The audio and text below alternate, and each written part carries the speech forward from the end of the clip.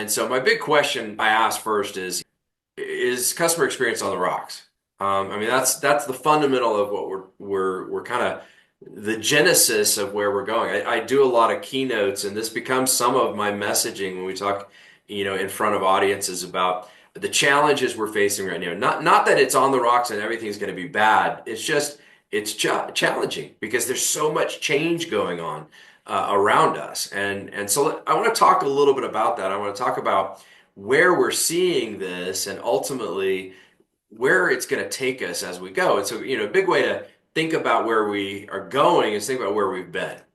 And so, but first, let's look at where we are. I mean, we've got, if you look at the kind of the top couple of boxes there, we've got, Net Promoter Score decline. We've got the Customer Experience Index from Forrester on decline. A lot of major metrics have, lowest ever or very low from an experience measurement perspective. We're also seeing, layoffs still this year, and obviously there's a lot of genesis of that going and coming out of last year as well. And then we've got kind of this, EX recession is what they're calling it, or the Great Detachment, I think is the one that kind of got me that headline. But there's so much going on that kind of does show, yeah, things are a little bit changes amongst us. Things are a little bit rough across CX, EX, and career ultimately. And so it's definitely something that is top of mind for a lot of folks.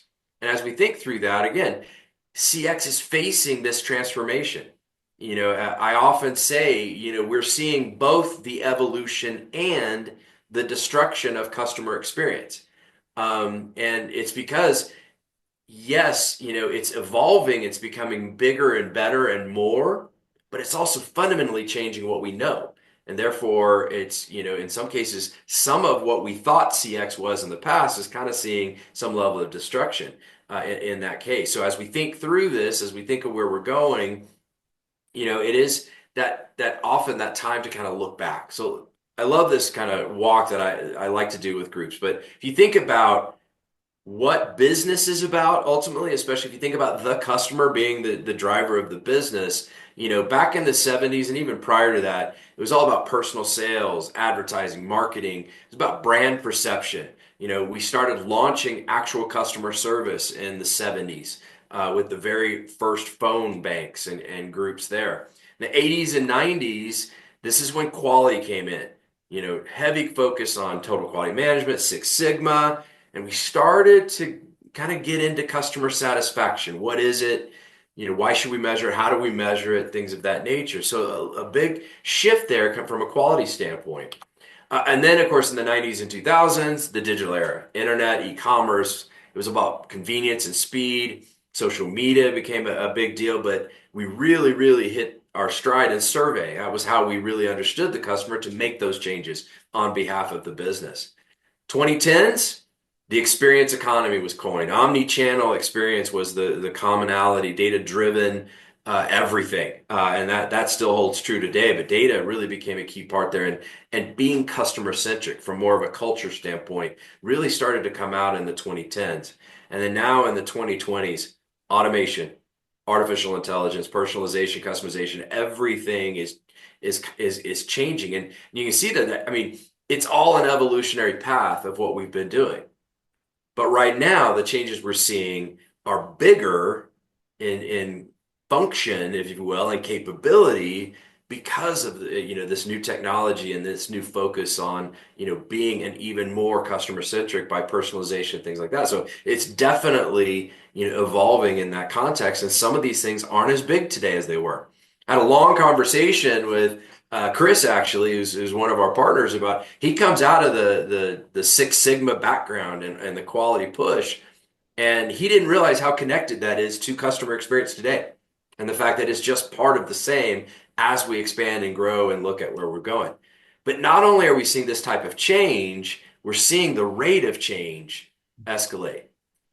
Back in the 70s and prior, we might see one major shift in how business is done and how we work with customers maybe once a decade. That's it. And then we were seeing it, in the 80s and 90s, twice per decade. Maybe every roughly 5-6 years, we'd see a major shift. And now we're seeing we were seeing it in the 90s and 2000, 3 times per decade. We were seeing major shifts in how we do things. That hit once a year in the 2010s, the 20 teens. Once a year, we were seeing major change. But right now in the 2020s, we're seeing 2 to 3 times per year. It is estimated, they estimate, there's always a they, right? We don't know who the they is, but they estimate we may be seeing monthly shifts in how we communicate, work with customers, and run our business, monthly changes by 2027. That's incredible to think about as we move forward. I mean, roll that math out. Is it weekly by 2030? I don't know. But that's where we're in. We're in the midst of this change and evolution, not just by how we're doing and what we're doing and the use of new technology and everything else. It's also escalating faster. I did a conference earlier this week. It was a Frost and Sullivan Executive Mind Exchange, Customer Connect, and we talked. Almost the entire conference was about, the new CX person is more of a change maker than anything else. And change management is a bigger part of what anybody has to do, no matter what role you're in. And I fully agree with that and see it because we surveyed the audience. What percentage of them were facing major transformations in their business? And I was shocked, 97%. I was shocked that it wasn't 100%. So it's definitely we're seeing this rate of change. So, as my friend Al says, though, every difficulty, is a possibility for opportunity. I really think that. That's why when we think about this CX on the rocks, yeah, it starts with a little bit of rough waters, but then it's building a foundation on the rocks, not the sand, right? And then it's celebrating when we're successful. But, we've got to do this across 3 pillars of evolution. And so people is the first part. We are all people, our, employees, who we work with, our peers, and the past of what we were able to accomplish and what we did was really about divide and conquer. It was more about departmental silos, even separating task and work in the past because it was individually task focused. I did my piece and then I handed it off, right? That was how business was run forever. The future, it's about integrated purpose, having shared strategies of how to do things, and then ultimately having a more journey focus across the different touch points, so across the different business components and driving that at that level. So that's people, right? And we have to do that for our, organizations because again, we're all going to do this together. We're not going to do it in silos anymore. Because you think about it, then the next pillar of evolution is process. In the past, very specific surveys and metrics. Maybe even over dependency, I think, on surveys and metrics. Data was siloed. We were very reactive improvements. We'd take a survey, we'd go do some work, and then we'd hopefully see an improvement from that result. Now, the future, where we're going, we have to predict the experience as it's happening. So we understand what direction is someone going? Are they going down the happy path or not? We've got to be able to predict things like effort and even to a certain extent loyalty and satisfaction as well. Again, it's about integrating cloud data, about integrating all the context across our business, and again, being proactive and empowered to drive change. That's the future. That's how processes have to work, is being, proactive and driving change through that process. Third pillar is platform. The past was about purpose-built technology because it was all about standardization and scalability. We'd go buy a piece of technology to do something and it did that thing and that's all it did and so forth. But now we have to have integrated technology platforms because our AI technology needs to stitch it together. We have personalized experiences that we're looking to drive. We kind of already talked about that, but this is where we're going in the context of change across these 3 areas. And to do that, we've got to evolve. And this really kind of comes down to where we're hoping the CX on the Rocks Collective can help each other and help you is across people. Help be connectors, influencers, collaboration leaders, drive change from within the organization. As I said earlier, I think a CX practitioner in the future will be more of a change manager of the business, using the data to figure out what needs to be changed and then working across the organization to do it. Well, to do that, you got to be connectors, influencers, and create collaboration opportunities.